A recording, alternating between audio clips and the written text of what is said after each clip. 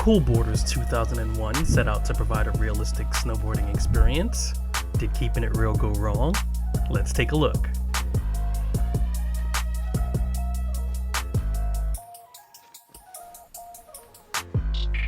We'll start with a look back in time, dive into Cool Boarders 2001, and then drop the verdict. It's Todd Rickers. I ride for More Snowboarders, and I'm down here getting a motion capture done for PlayStation's Cool Boarders 2001.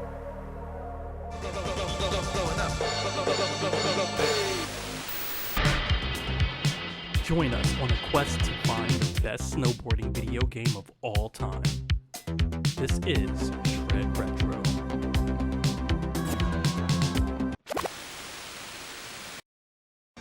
I got you stuck off the realness.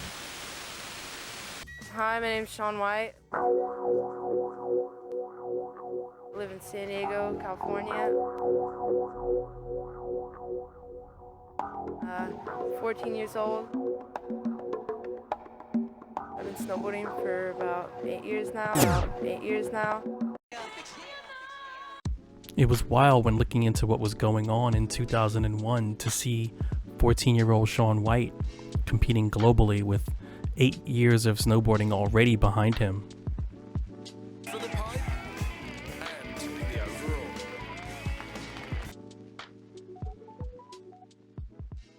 I'm here at the Arctic Challenge. It's sick. We already did the quarter pipe, which is really fun in Oslo, and we're at the half pipe. I'm stoked, Pipe, I think, is a lot better this year because, you got frontside and backside hip. You got, 2 good walls.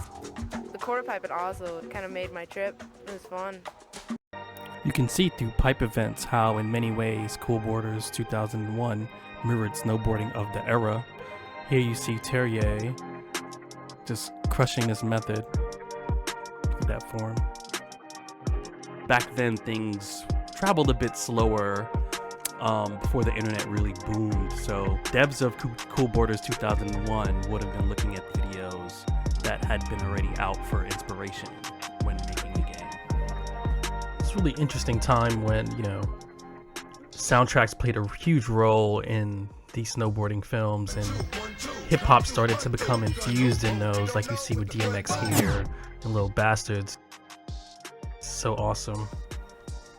So much grittiness in this snowboard film, and really, they weren't really afraid to show you the good, the bad, and the ugly, right? They were just, going for it, and I think that is snowboarding at its best, to put it simply, just like, we're gonna do what we want to do, and it was really cool to see that. And I always thought of like these kind of scenes like could have made cool snowboarding mini games, like Street Fighters crushing the car.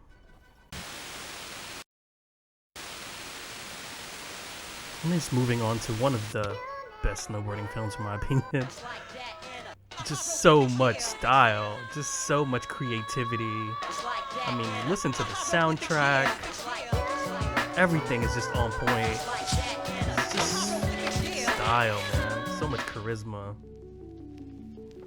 You have Kevin Jones here from Cool Boarders 2001, featured in this movie, which is like nod to the game, right? And just kind of that the producers of the game actually was in tune with the culture, having really awesome pro riders, and looking at the style of just even the rails, how much it mirrored what was going on, in the United States at the time, is really, really awesome to see. And just, how awesome Mac Dog's technical difficulties was, and just how much of that kind of seems to have seeped into the game. You kind of have to give credit to these films for really, pushing the culture forward. Before social media, you really had these films to depict, top riders, the best of the culture, pushing it forward and serving as inspiration for snowboarding video game developers, and really just inspiration for us all. Let's start our dive into Cool Boarders 2001 by looking at a TV commercial that served as marketing for the video game.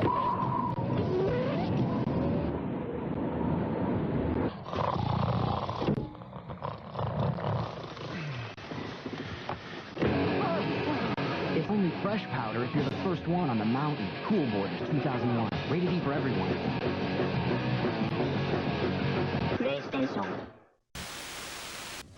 The original Cool Borders video games were made by Japanese Web Systems, though Cool Borders 2001 was actually developed by Idle Minds.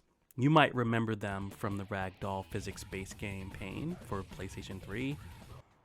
Idle Minds was established on April 1st, 1997 in Boulder, Colorado, and founded by programmer Mark Lyons and artist Scott Atkins. They previously worked for Sony Interactive Studios America in San Diego, and after Lyons moved to Colorado with his family, they established Idle in Colorado. So being in Colorado, they would have had close proximity to lots of real-world snowboarding inspiration, right? Amazing snowboarding resorts there, and top riders, right, that are all there.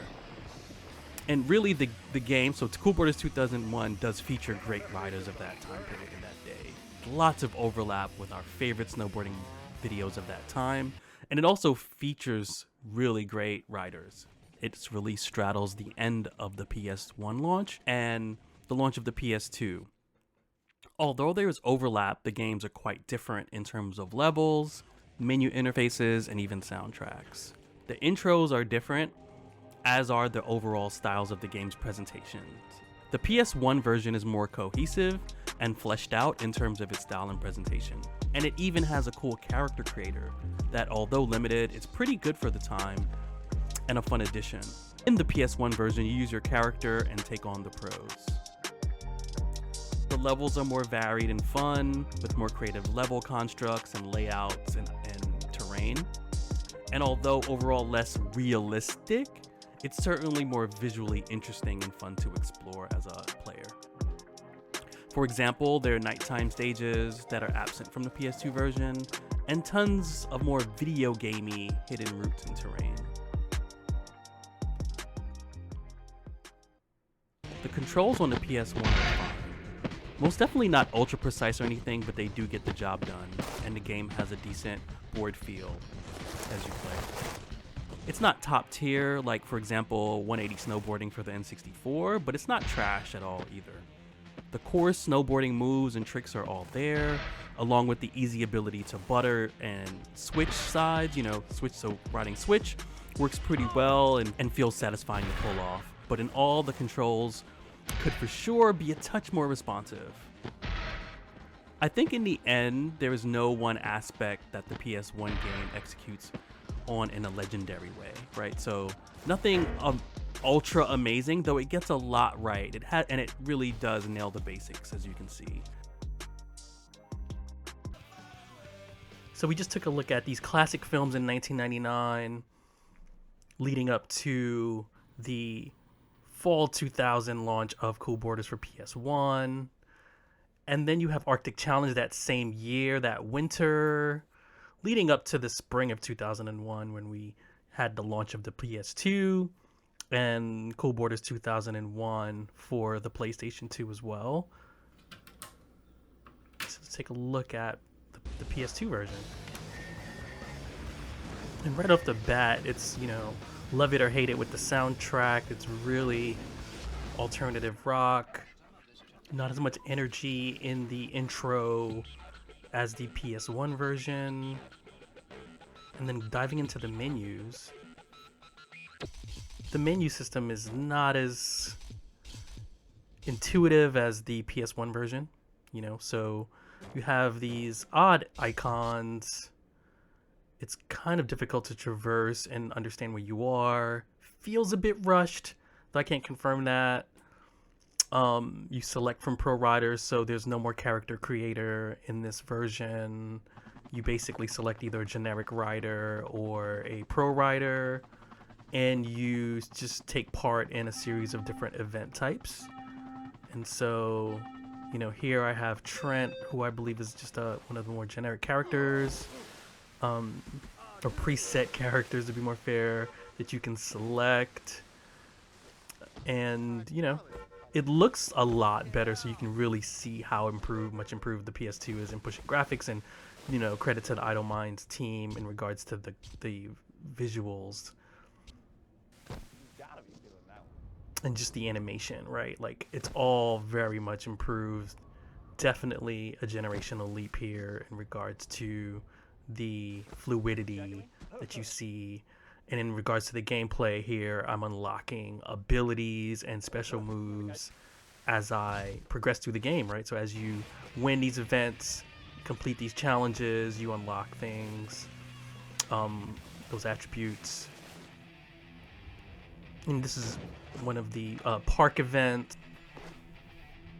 And you will notice a little clipping there. So, you know, not technically perfect. I did experience clipping through certain things, and here you see my goals are incomplete. I earned the points, but I didn't hit all of the sequences, which are, you know, bright spots on the terrain that you have to hit a certain amount of to win. These are some stages that can be super annoying.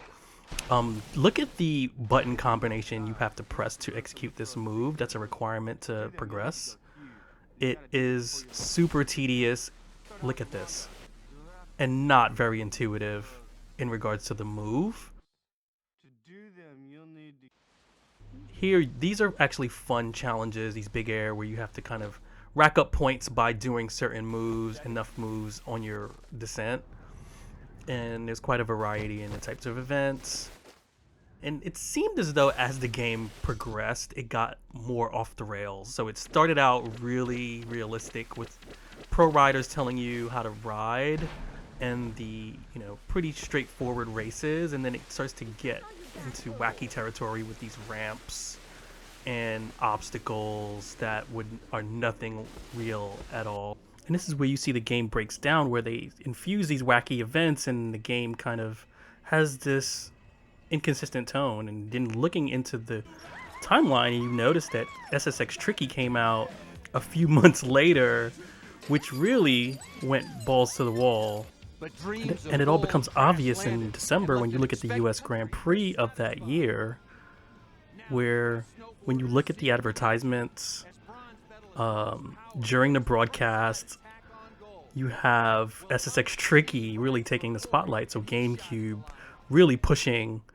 You see the GameCube advertisements during the event here. And even the commercials, it's all for SSX Tricky.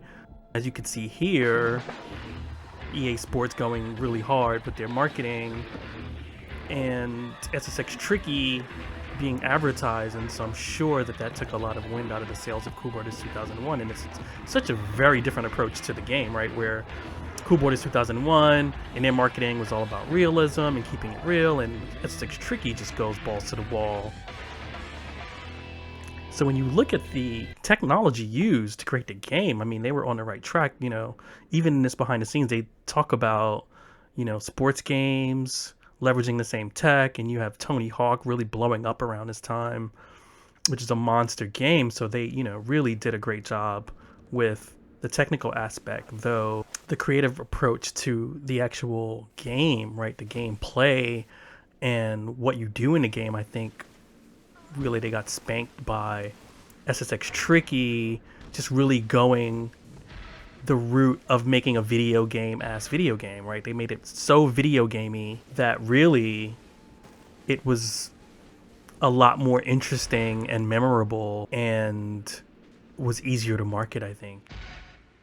Yeah, I know all the other riders in the game, and they're people I ride with all the time, so it'll be fun to challenge me against Todd or Tara and see what happens, because I think we can all do a lot more in the video game than we can in real life.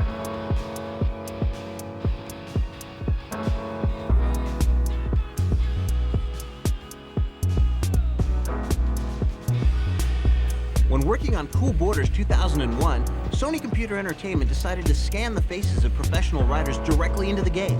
The result, the most realistic pro riders of any snowboarding game.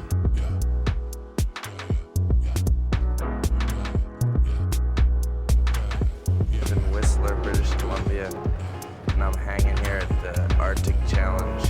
When I first heard that I was invited excited this year. I was super stoked. I've been to this event since the beginning, actually. This is like the perfect vision that all, professional snowboarders usually have in mind when it comes to contests. Do what you want. If you don't want to ride, then don't ride if you don't feel up to it. But basically everyone wants to ride because it's a good vibe that's going on.